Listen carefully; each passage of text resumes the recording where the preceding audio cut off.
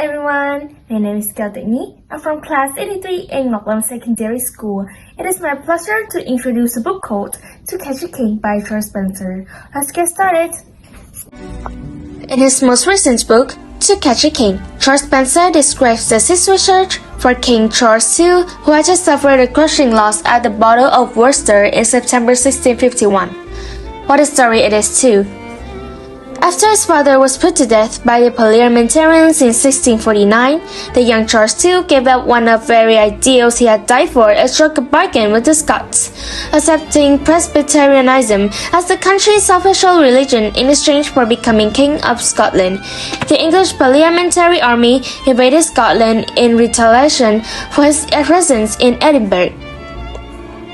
A Scots invasion of England followed this. In 1651, at Worcester in the west of England, the two sides finally met. The 21-year-old monarch was the target of nationwide pursuit when the parliamentarian army had beat him on the city's outside meadows.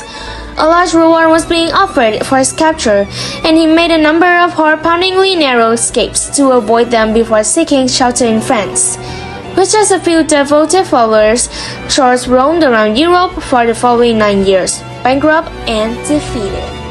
While practically everyone in England was horrified by his father's execution, they did not welcome the entrance of his son with the Scots army and instead firmly closed their doors.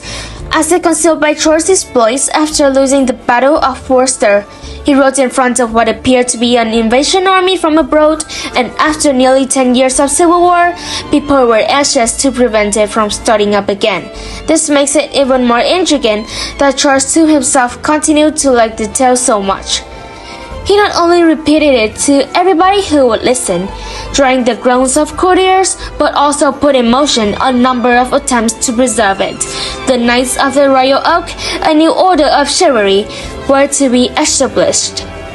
Huge oil paintings were created to depict the episode, including a 2-meter wide canvas of Boscobel wood and a collection of 6 similarly sizable paintings of the monarch fleeing. Charles II hired painter John Michael Wright in 1660 to decorate the ceiling of his bedroom with a flying squadron of cherubs carrying an oak tree to the heavens. Other kings probably wouldn't have celebrated their lowest period in life with such fervor or even managed such an escape in the first place. Charles Spencer is the ideal candidate to tell the tale to the next generation. His concise, engaging style skillfully avoids contemporary idioms while gracefully bringing the great story's intricacies to life.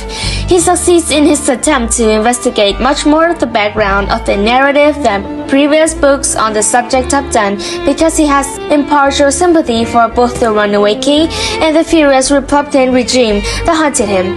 Actually, the initial third of the book is about how Charles II found himself at Worcester in the first place, which one some will be reason alone to read To Catch a King. In the end, the intriguing question that remains is what it all meant. How these 6 weeks never occurred, how different would Charles II have been as a ruler? He must have been influenced in some way by the days and nights he had spent in confinement. Did he need to put a mask, rely only on charm and wit, and utilize deception and subterfuge to get out of a sticky situation to help shape him? This is the one area where the book falls short of expectations. Instead, it fails to accurately represent Charles II or the complexities of his character by portraying him as an incompetent, hedonistic monarch in his latter years.